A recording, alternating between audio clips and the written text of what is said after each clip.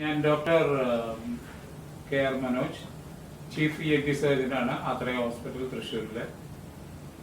എൻ്റെ ഒരു എക്സ്പീരിയൻസ് വെച്ച് 35 കൊല്ലമായിട്ടുള്ള ENT എക്സ്പീരിയൻസ് വെച്ച് 2-3 കാര്യങ്ങൾ ഇവിടെ ഹൈലൈറ്റ് ചെയ്യാൻ ആഗ്രഹിക്കുന്നു. നമ്മളെല്ലാവരും തുമ്മാറുണ്ട്.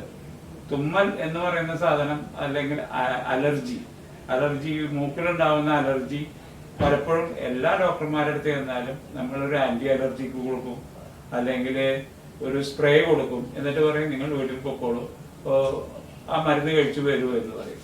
ഓട്ടോമാറ്റിക്കലി എന്താണ് ഉണ്ടാവണമെന്ന് വെച്ച് കഴിഞ്ഞാൽ ഇത് ഉപയോഗിക്കുന്ന സമയത്ത് അതേ സിംറ്റംസ് ഒക്കെ നിൽക്കുകയും പേഷ്യൻസ് നന്നായി ബിഹേവ് ചെയ്യുകയും ചെയ്യും.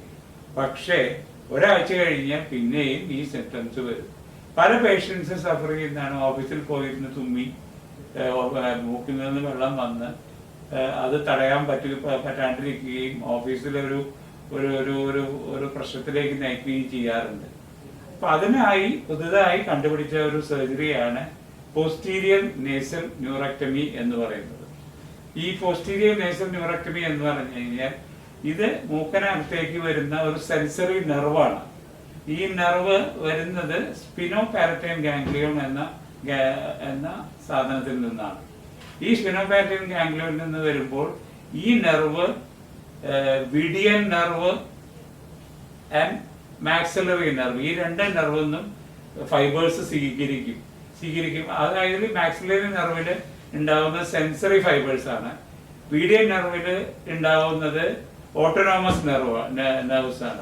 ഇത് രണ്ടുമാണ് ഈ പ്രക്രിയക്ക് കാരണം. അതായത് മൂക്കിൽ നിന്ന് ധാരാളം വെള്ളം വരികയും തുമ്മലും മൂക്കടപ്പും എന്നൊരു പ്രശ്നമായി മാറുകയും ചെയ്യുന്നത്. അപ്പോൾ നമ്മൾ എന്താണ് ചെയ്യുന്നത് എന്തെന്ന് വെച്ച് കഴിഞ്ഞാൽ ഈ മൂക്കിന്റെ ഉള്ളിലൂടെ പോയി